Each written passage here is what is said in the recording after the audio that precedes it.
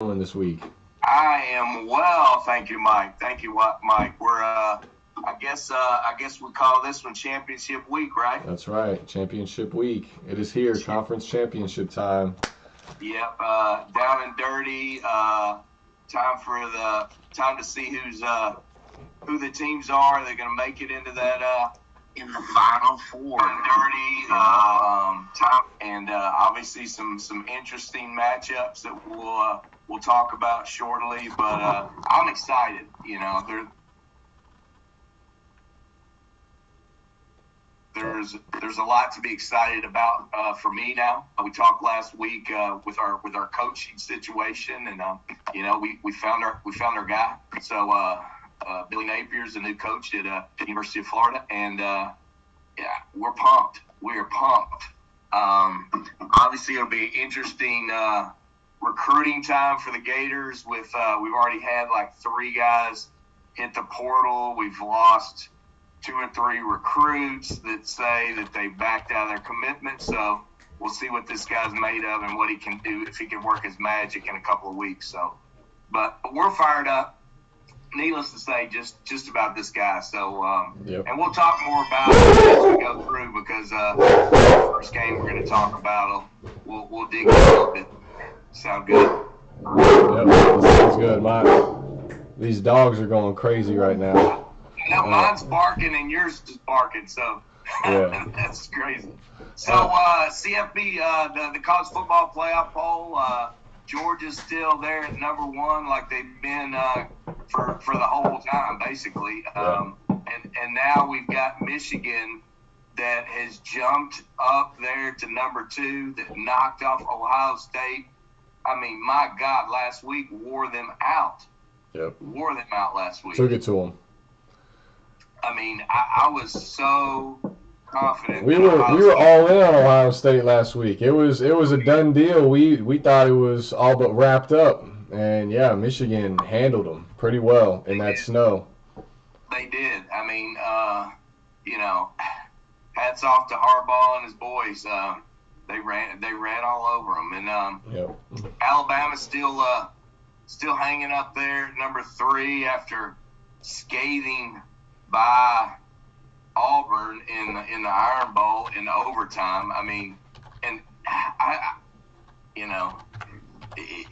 that was crazy. I mean, Auburn's quarterback is not that good, and he even showed it out there. And they had a chance to beat Alabama. I mean, it was crazy game. Yeah, no, absolutely. It was wild, that one. I did not expect it to go that way. I'm pretty sure Alabama was a pick that I had last week. Oh, yeah. We both. And covering against Auburn by double digits and all this. I mean, holy crap. I mean, they had a tough road against Auburn. No, they 100% should have lost. And I'll give one of our guys, the chef. He's on our NFL show. I'll give him some credit. He texted me and told me, Auburn was going to cover that game and they were going to potentially win. And he thinks they're going to upset UGA. We'll get to that in a little bit. That's one of the games we're going to talk to about. But he did call it. He called it. I called him crazy. I didn't see how it would be possible. That guy from LSU did not look like he was going to be it. No. And sure enough, I mean, Auburn's defense played lights out against Bama. I mean, they hands down gave it to them. They gave it their all. I know that they're heartbroken after that one. Absolutely. Did you see where the kids already started TP in the corner before the game ended? So there was TP up in the trees, and they felt that one for sure. Yeah, they did. So we'll talk more about Bama here in a minute. Number 4, Cincinnati's sitting there at number 4. They got a conference championship game to play, and it's hard to say how this thing's going to come out.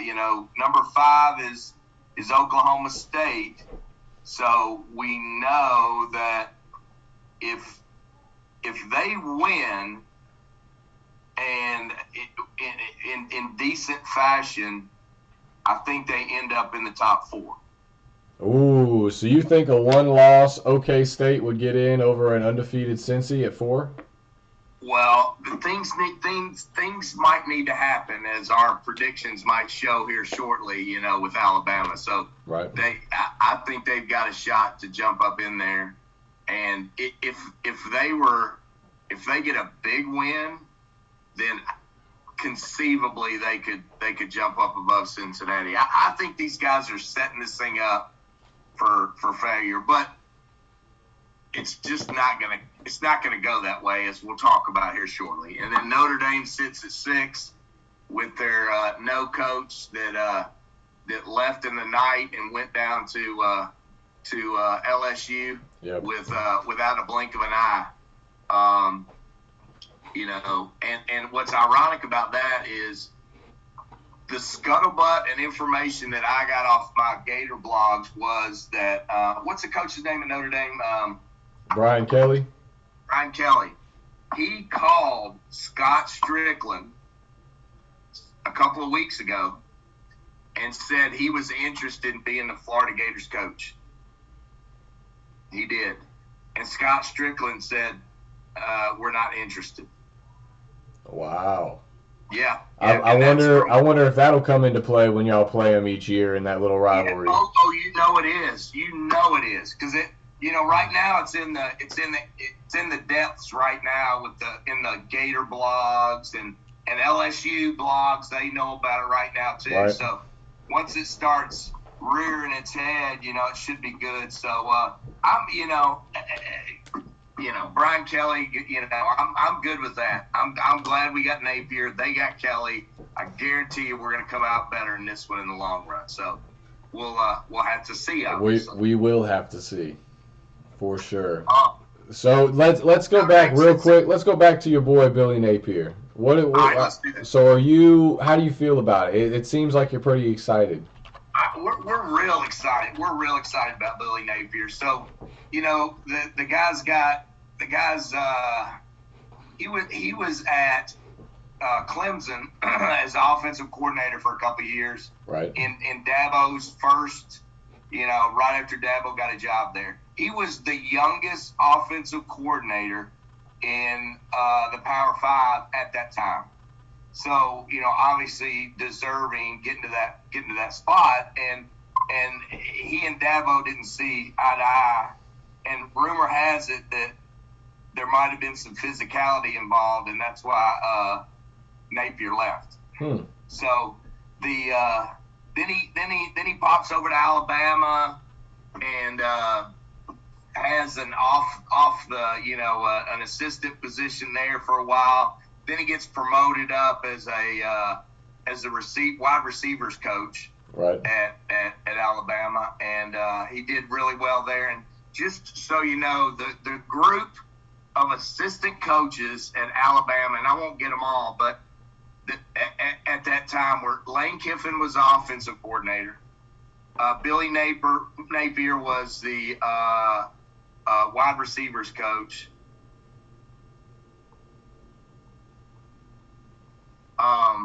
Let's see who else went. Oh, Cristobal is offensive line coach. And then the guy that's up at Michigan State, he was a coach on that team as well.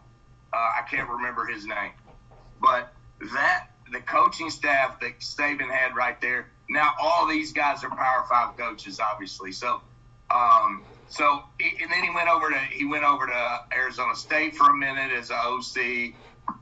He was at Colorado State for an OC for a while, and ends up at Louisiana Lafayette, where he's been for the last 4 years.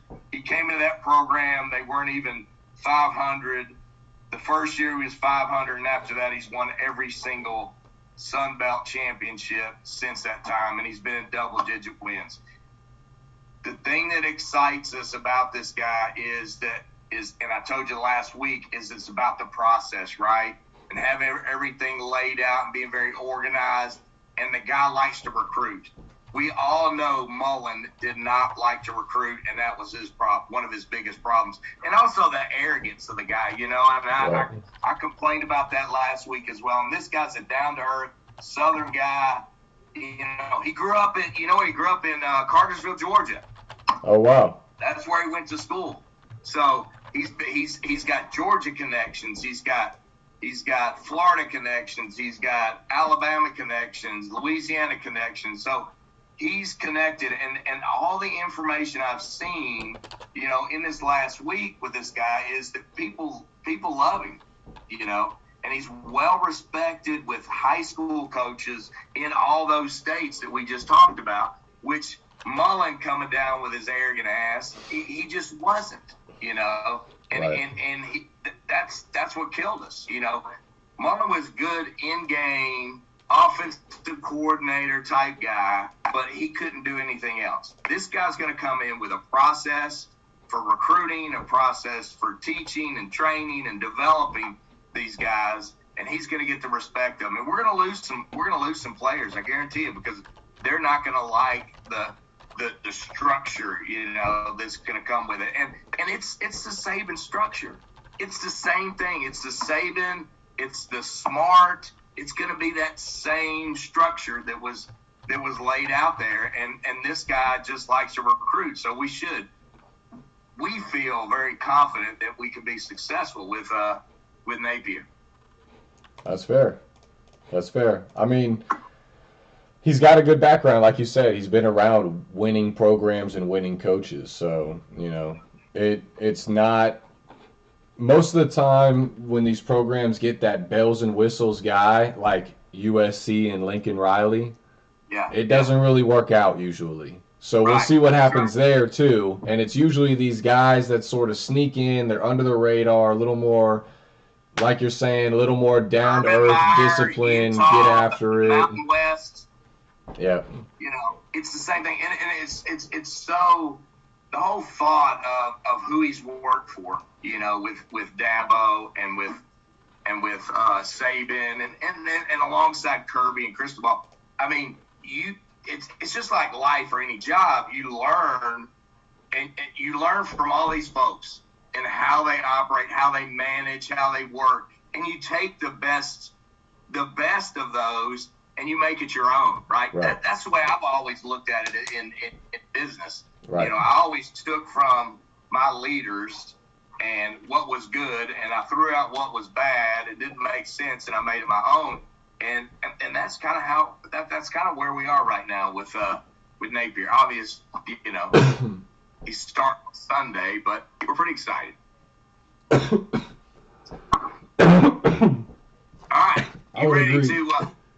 All right, you ready to jump into the first game that I wanted to talk about? Yes, leaning in with your guy. We have our guy Napier and Louisiana Lafayette playing in the Sun Belt Championship against App State. Obviously, App State's got the big name, because they beat Michigan years ago and they've done well, and they've sent all these coaches out. That drink wine at Missouri and what the guy Louisville, the Louisville coach, the Missouri coach, they all coach there. So everybody's fired up about App State because they've got the name. App State's favored by 3 in this game. They're 10-2. App State is. They're 7-4 against the spread. App State beat East Carolina and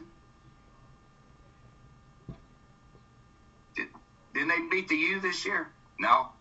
Okay. All right. Just double checking. Close. Very close. A lot closer than it should have been. Yeah, like 3-4 points. Yeah.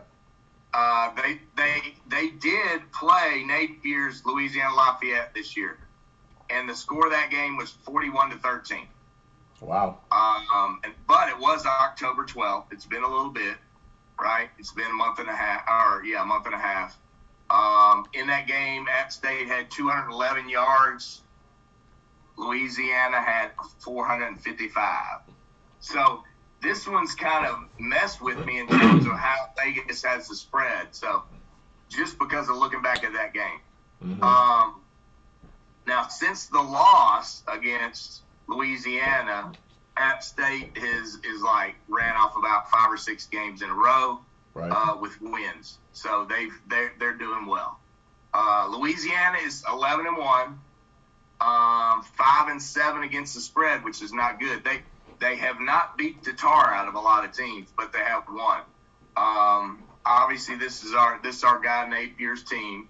They haven't lost since the first game of the year when they lost against Texas. That was the first game of the year. They lost against the Longhorns at Austin. Here's how I think about this game. I think Napier wants to show the world that he's the man. That's one. And number two, I think his guys want to, because of the way they feel about their coach, I think they want to go out on a high note, and they're going to play hard for him. So I'm saying at this point, grab those 3 points and have Louisiana take this one. I'm on the other side, Gator Dave, and I don't know if those watching currently paid attention to last week's showdown games, but they went pretty well for Miami Mike for the first time this year, but they went pretty well. So I will say there's a new streak starting right now. All right, and I am on the other side. I'm on App State. I think they got absolutely destroyed in that game that you talked about. They're a completely different team now. I think Louisiana is going to come in. They're feeling a little fat and sassy after beating App State the way they did earlier in the year. They're probably in their heads like, you know what? Our coach is leaving us. Whatever. We got this. We already whooped this team's butt earlier this year. Let's go win a ring. Let's get it done. Screw our coach. We don't need him. And I think, but that's going to play a little mind game, counter psychology type of thing with the guys on come game day. App State's going to hit them in the mouth. They're not going to know who to rely on anymore because they're like, man, I don't know if I can trust you. When he gets in that locker room at halftime and they're losing 17-14, come on, guys, we can do it. And that one guy's going to sit there and go, I know you're lying. You're lying to me right now, man. I'm not buying what you're selling. It's App State here. They're going to get it done. Don't look anywhere else. They had a rivalry game last week against Georgia Southern that they should have slipped up on. They started slow. They put it on their throat. They are ready for this game. They're not looking ahead. This is it. This is their Super Bowl. App State showdown game, Gator Dave. Showdown game. And you're right about that. You killed me last week. It was by far your best week on showdown games, and That's right. was awful. But I can tell you that they love Billy, and they will win for Billy. Yeah, we'll see. Cajuns. We shall see. We shall see. All right. Let's see. Next up, we've got the Utah Utes versus Oregon. And Utah's getting -2.5. Utah's 9-3, 5-7 against the spread. The Utes are on a roll right now. They've won 8 of their last games, and their only loss was against Oregon State 2 weeks ago. Yep, they curb stomped Oregon 38-7. In that game, Utah had 386 yards. Oregon only had 294. No turnovers by either team. So they're too much for Oregon, or they were in that game. Right. Oregon's 10-2. 5-7 against the spread. They beat Oregon State last week by 9. And remember, Utah lost to Oregon State.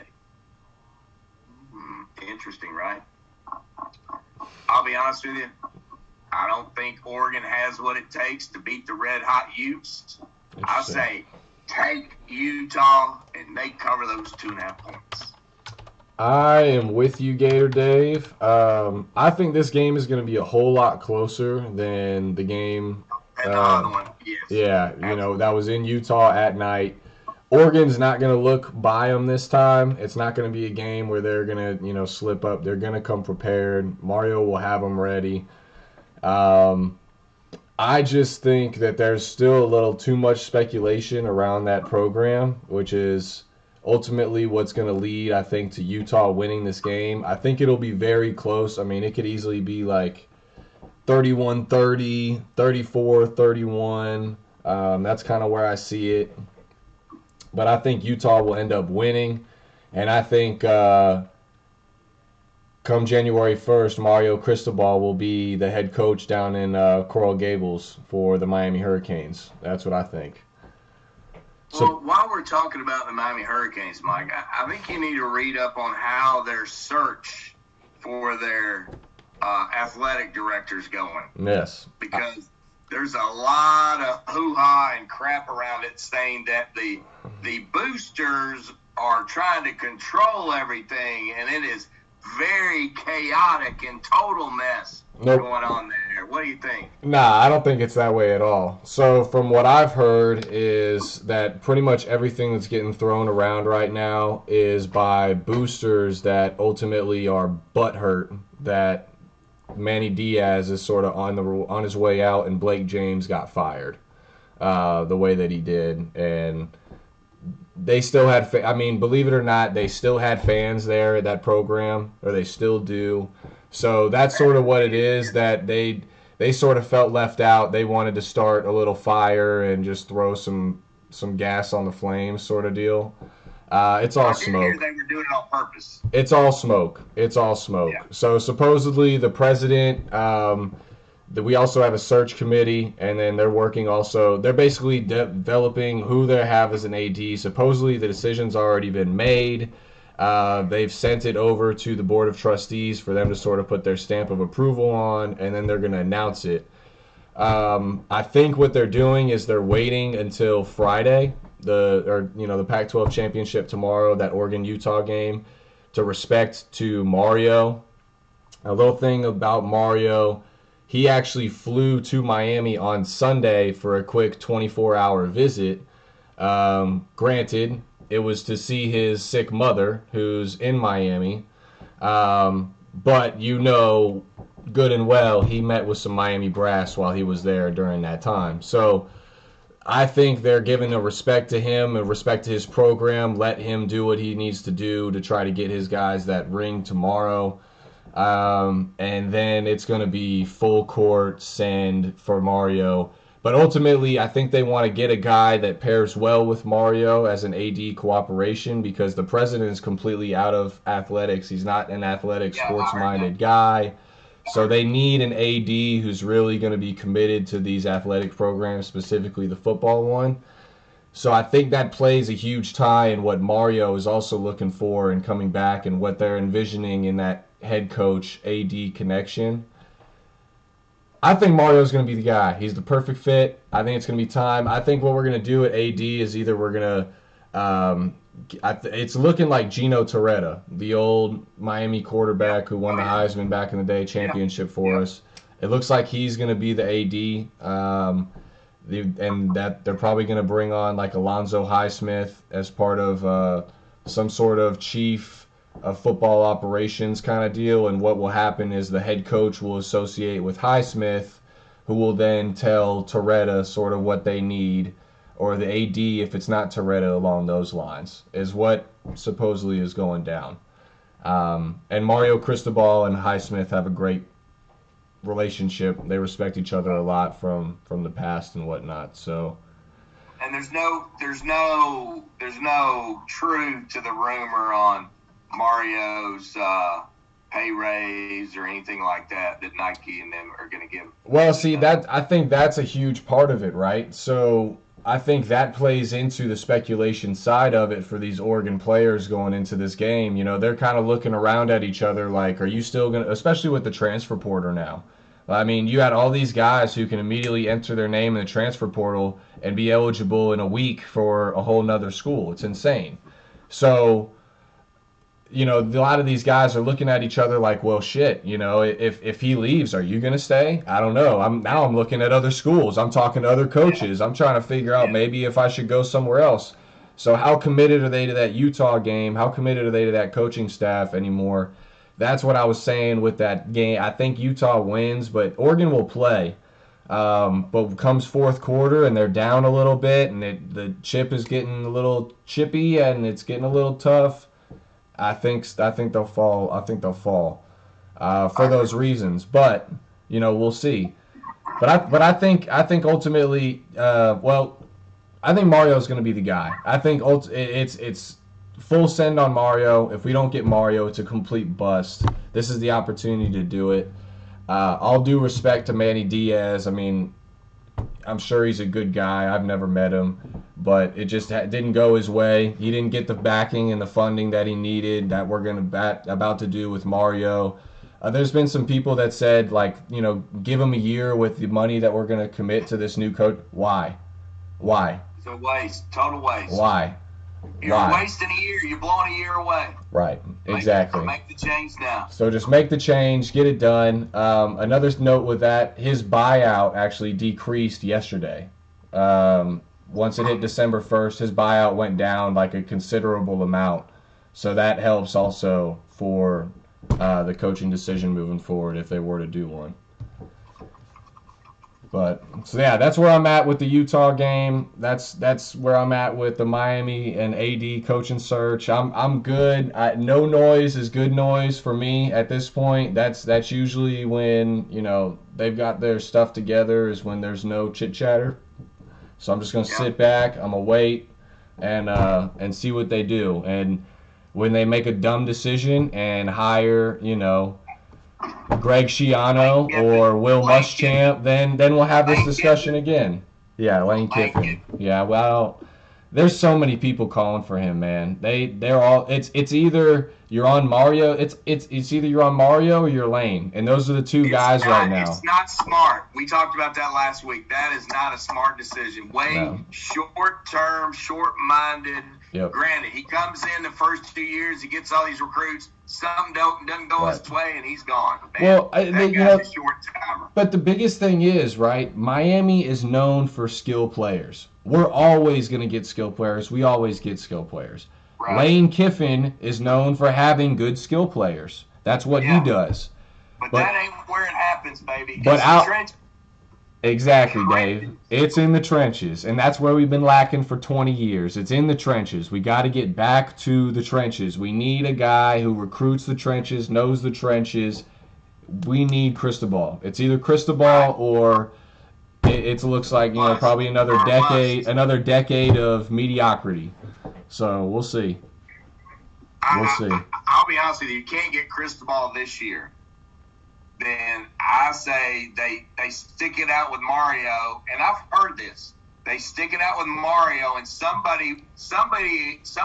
cream will rise to the top that is the right person. Because this year there's nobody else. I would agree. That fits that. I would agree with that. If you don't get Mario this year, that's fine. You let Manny get one more year. Let him recruit. Let him hit the transfer portal hard. There's so many guys in the transfer portal right now. It's going to be crazy. So many 5 stars and 4 stars in the transfer portal already before these last games and these bowl games. It's going to be nuts. We've had great success in the transfer portal with him. He's a great salesman. So we'll see, but I think I'm totally with you. It's either Mario Cristobal or, let Manny Diaz come back probably for another year and just ride it out till somebody falls in your lap, whether they get fired somewhere else or whatever. Yeah, I'm with you. I totally agree. Totally agree. Hey, we got Public House driving to Panama City is on with us. He gave us a woot woot, so he's looks like he's on. We got somebody new. Maybe it's somebody that I know. Booty Snorkeler. We got the Booty Snorkeler in the house. Is a Memphis Tiger fan, my alma mater, so it could be somebody. Come on, Booty Snorkeler, tell me who you are, because I might know you. So he's happy the Tigers got bowl eligible. Obviously, I'm happy the Tigers and the Gators got bowl eligible. But shout out there to Booty Snorkeler, whoever that might be. Identify yourself, Booty Snorkeler. Oh, man. All right. Best username yet. Yeah, it's a good one. Next game, Mike. Make sure to subscribe, Booty Snorkeler. The hometown team, Georgia Bulldogs, getting 6.5 over them Alabama Crimson Tide. And I'm telling you right now, I got a lock on this game. Oh, boy. Well, I think I know where you're going then. I got a lock. So, we got Georgia at 12-0, 8-4 against the spread. Georgia's defense, the best that's ever seen. You know, I mean, the points that have been scored on that defense, you can double them to get to number 2. That's how good they've been. Stetson Bennett tossing it around, even throwing out Heisman for Stetson Bennett. Stop it. Crazy. Stop it. The games in the ATL here at the Georgia Dome, man, they look like the team to beat. We've talked about it before. Now, of course, Alabama's coming in butthurt from last week because they didn't whoop Auburn like they should have. They're 11-1, 5-6 against the spread. They're only lost to Texas A&M, a month or so ago. Alabama's number 1 running back, Mr. Robinson, is very questionable for the game at this point. And we talked about the Tide going to overtime to beat Auburn. They only beat Arkansas by 7. And of course, those are 2 teams that freaking Bulldogs just beat the crap out of, you know.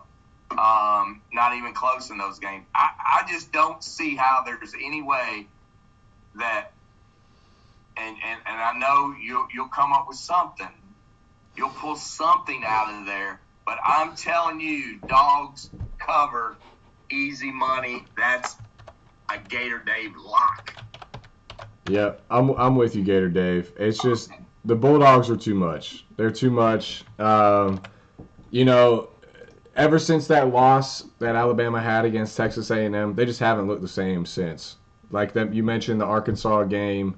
Now, granted, that score was a little closer at the end than it probably should have been. It was more like garbage time to make it, 7 or whatever. Right.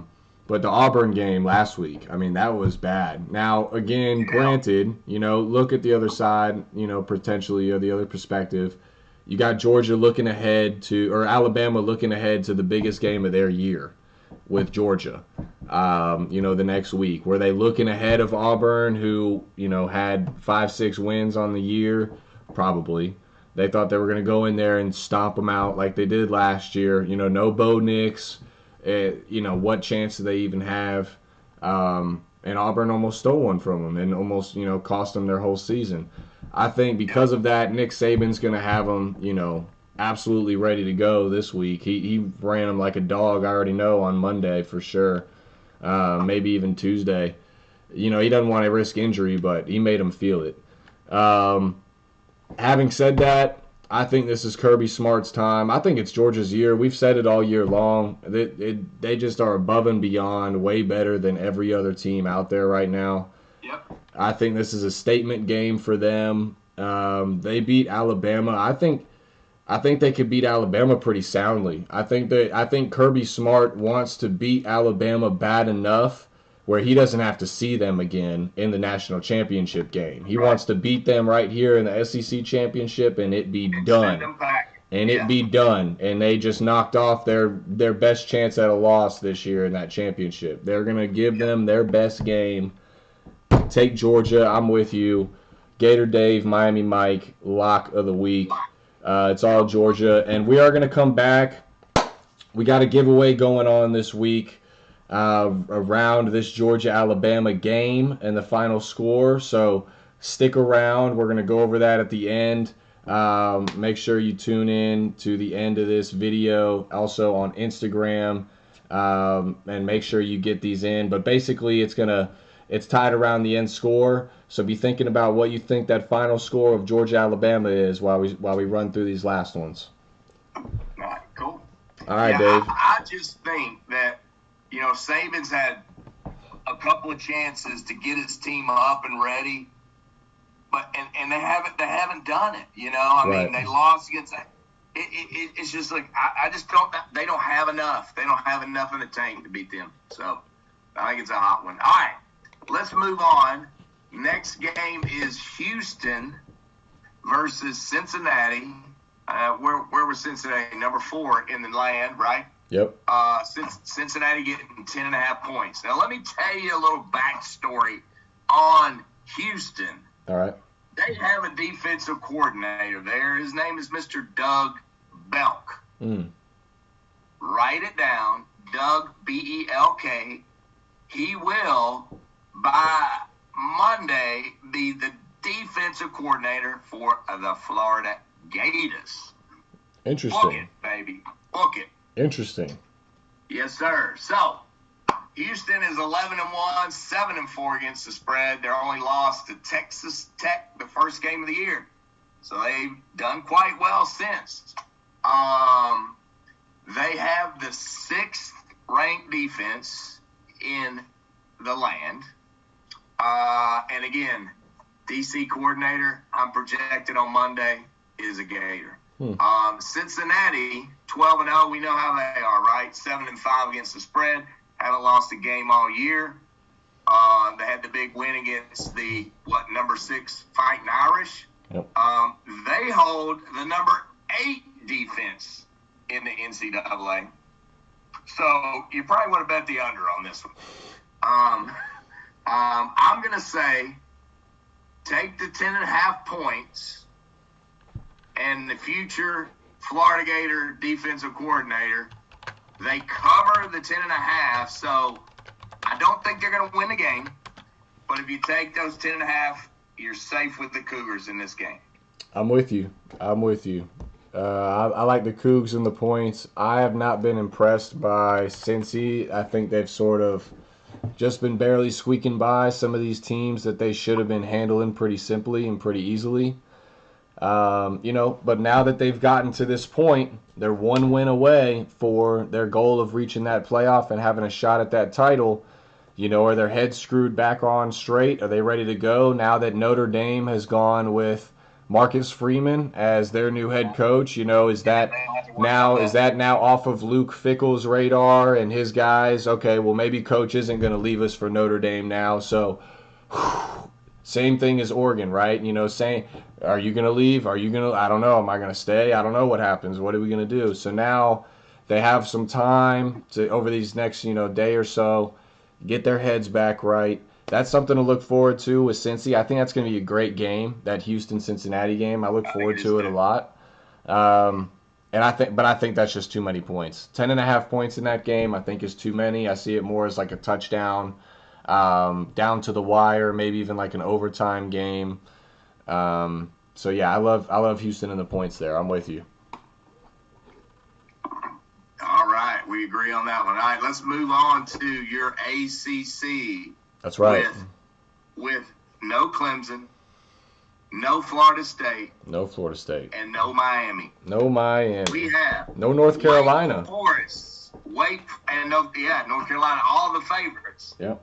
We have Wake Forest, Demon Deacons against Pittsburgh, and Pittsburgh getting 3 points. So Wake Forest 10-2, but only 6-6 against the spread. Wake is 2-2 in their last 4 games. Lost to Clemson, lost to North Carolina. Wake's offense is number 31, but they do have the 10th ranked defense in the ACC. So they not much of a defense at all, right?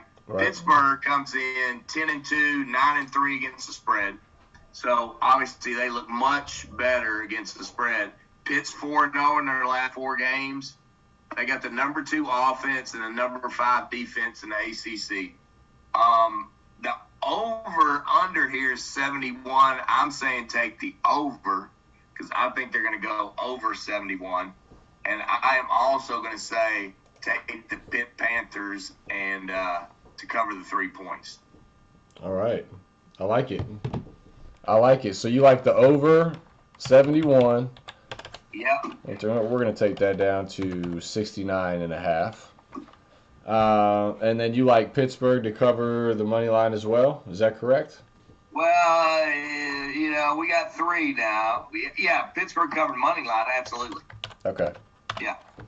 Yep, I'm with you there. I'm with you for Pitt to cover. I think their defense is going to be a little too much for Wake.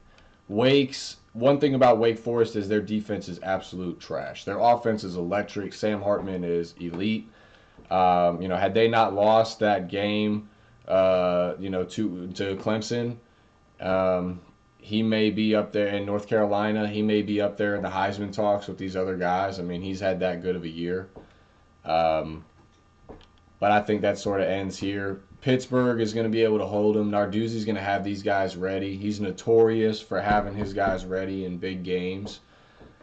Narduzzi is also a guy to be on the lookout for potentially leaving and going to one of these other schools. Notre Dame was one that I thought that he may, leave for. Now that that one's closed up, potentially see something else going in that Big Ten. If something happens in Big Ten, I would see him, moving back there. So that's something to consider too. But I'm with you. I like Pittsburgh in this one. Yeah. We hadn't talked about, Mike, and we'll since we wrapped that game up, is we still have the opening in Oklahoma. Oh yeah, for sure. So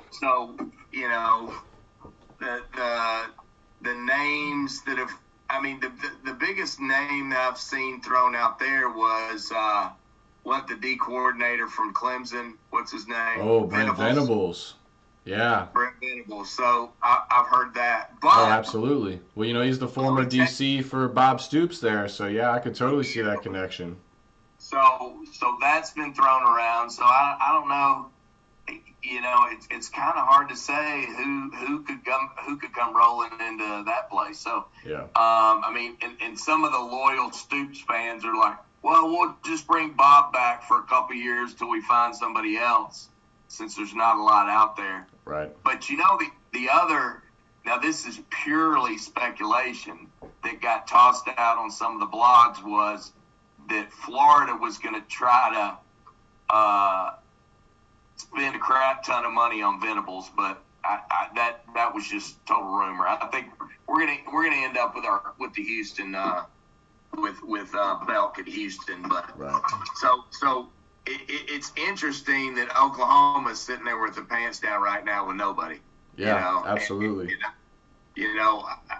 I don't know if Campbell from Iowa State, that's another name that's been thrown out there as a possibility that could go over to Oklahoma, but they're in a bit of a hurt right now for sure. Yeah, the guy that I thought the sort of leading candidate for it was going to be Mark Stoops, the head coach for Kentucky, and then he just inked that big old deal with UK. Said, nah, we're good with your 8 wins a year. Come back to us. Yeah. Come back. I'll be honest with you. I was hoping he would go to LSU because I just don't think he can take it to the next tier. Take Maybe it to that because next he's step. always been in Kentucky, but yeah.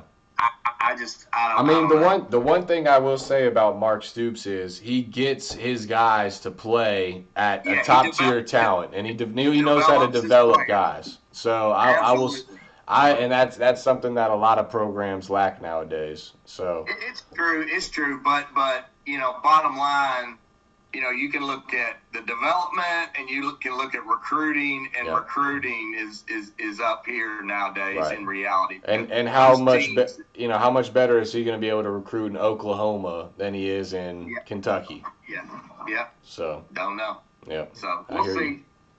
All right, next game, and we've had UTSA a million times. So UTSA versus Western Kentucky. And Western Kentucky getting 2.5 points. So UTSA is 11-1, 8-4 against the spread. They beat my Tigers when I didn't think they would. The Roadrunners, however, beat Western Kentucky already this year, 52-46 earlier in the year. So that was a showdown. Crossover game to look at. The Hilltoppers beat Rice by 21, but UTSA beat them by 45. Okay.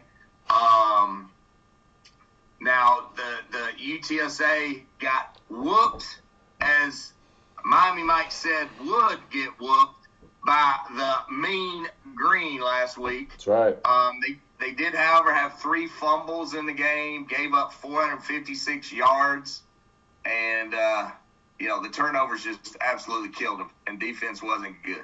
Nope. Western Kentucky is 8-4, 9-3 against the spread. These guys are on a roll right now. They've won their last 7 games. Their last loss was actually to UTSA, of which was a 6-point game.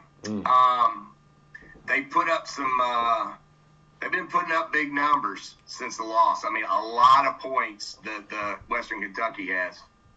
So I'm saying in this situation, take the over 72.5 here, because I think this is going to be a high-flying scoring game.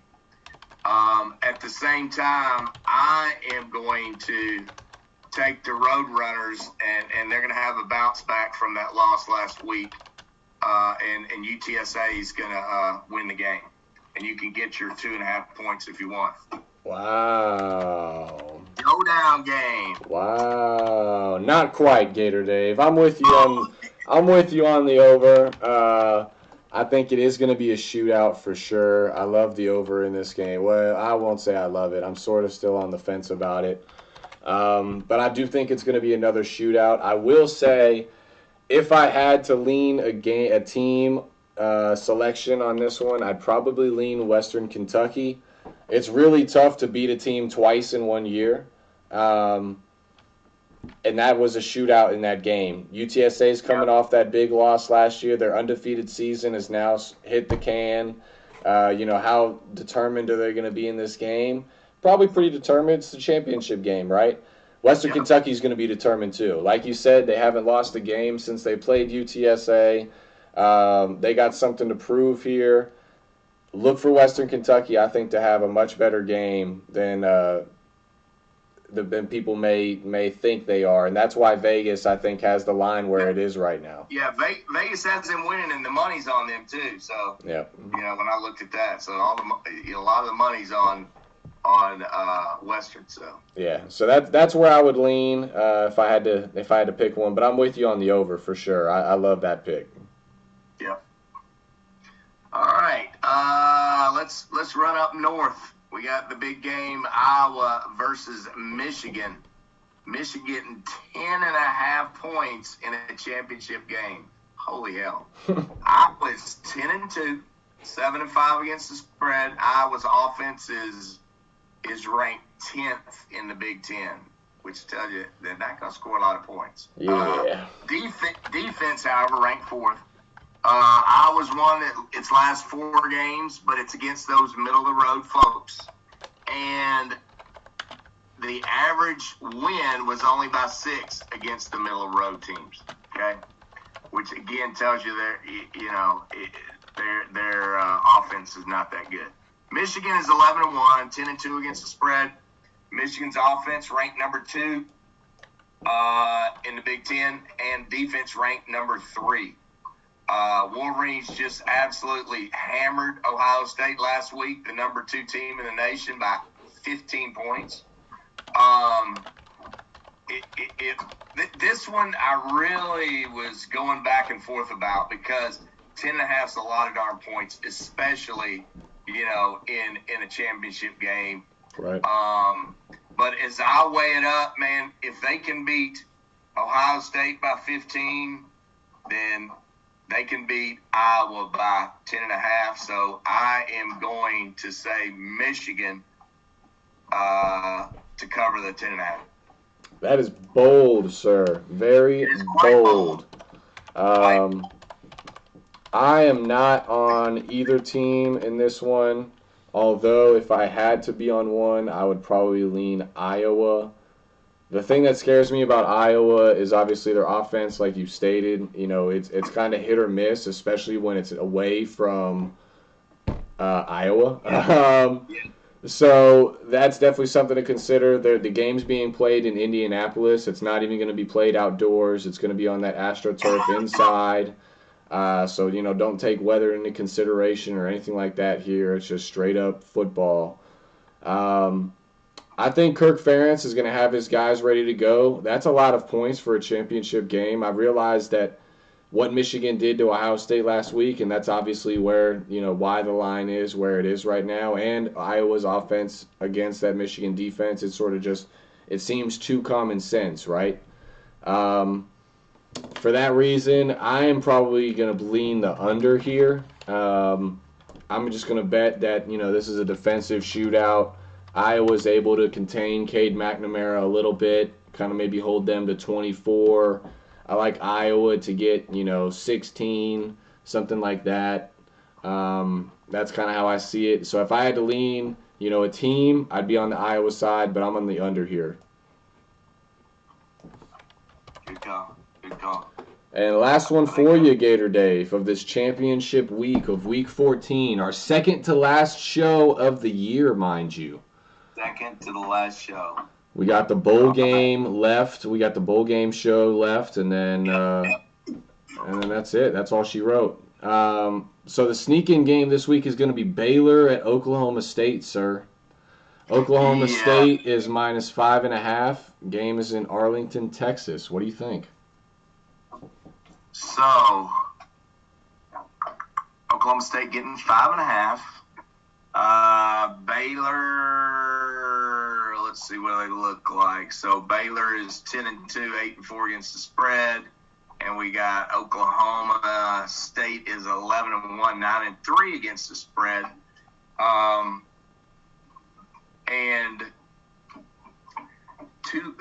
Back on October 2nd. Mm-hmm.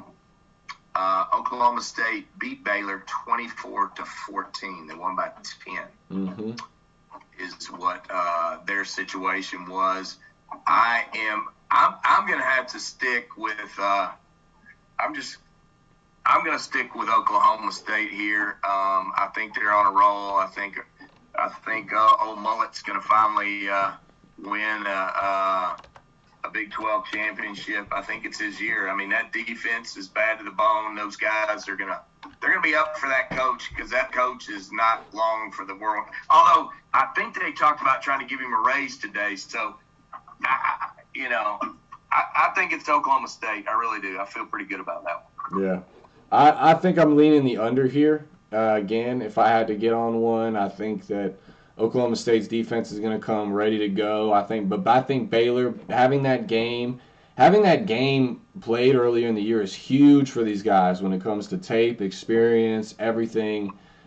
From a college to an NFL standpoint, it's a huge difference maker when you get that second game. So I like the under here as well.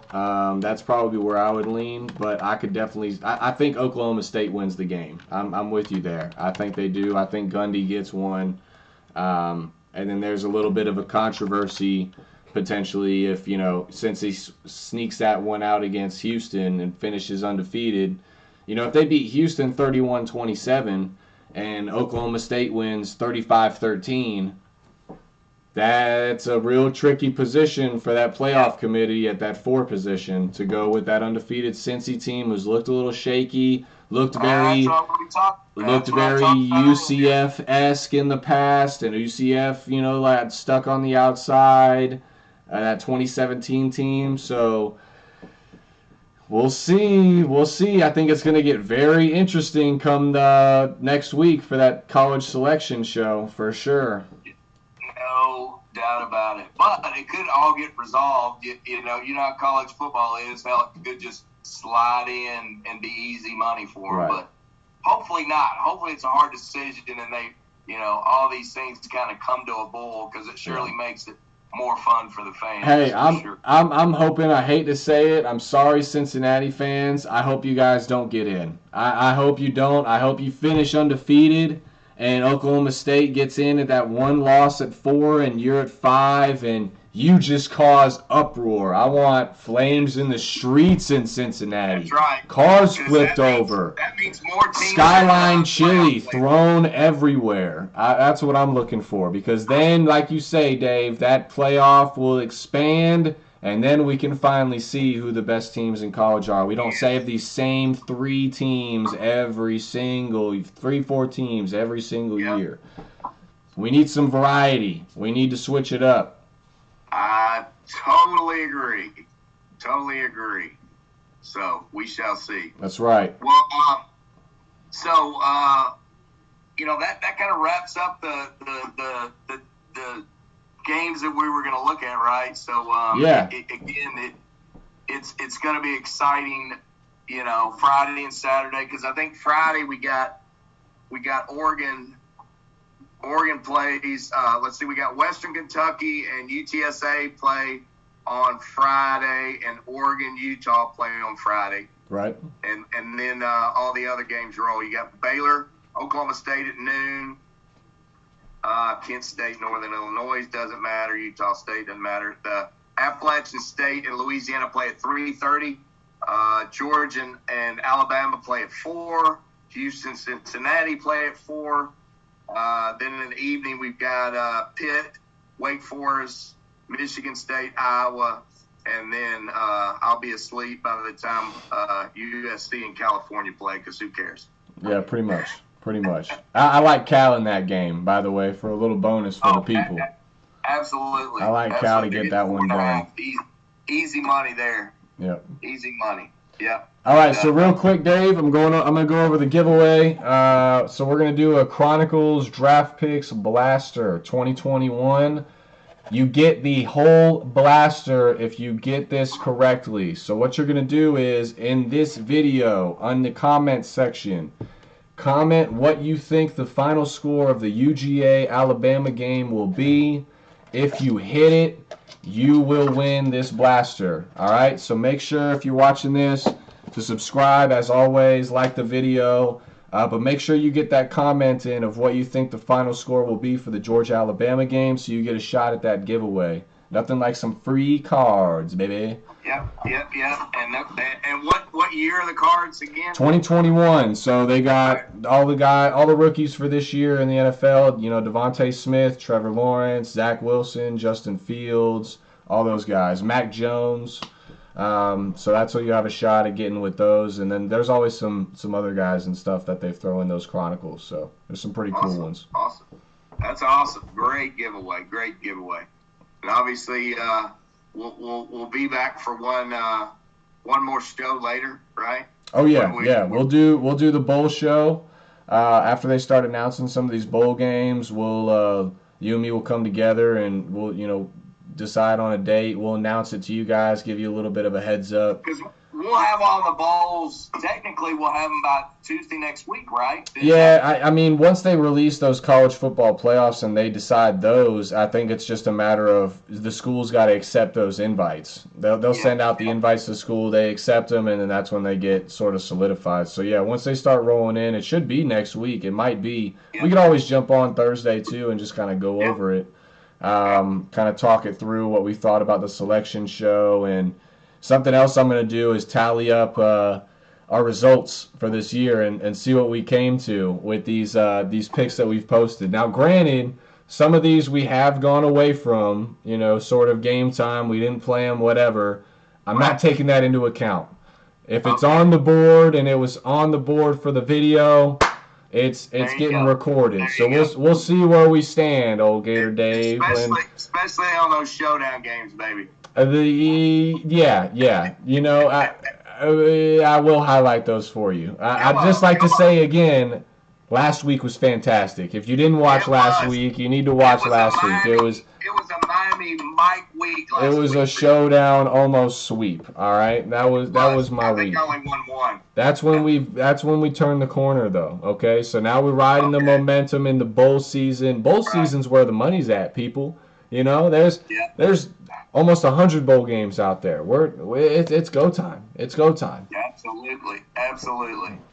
It's not over yet. Well, it's been a great show. I appreciate everything, and we'll see what happens on Saturday to get us our Final Four teams. And thanks for everyone watching, and we'll most assuredly probably be back next Thursday. So all I got to say is, go Gators! Absolutely. Appreciate you as always, Dave. Good luck to everybody this week. Championship week's going to be some great football. I'm looking forward to this week. Last year's championship week was pretty weak. This one I'm pretty excited about. So a lot of good matchups, a lot of good games. So good luck, good football, and we'll see you back here next week with the final selection of the Final Four. You got it, man. All right. Peace out.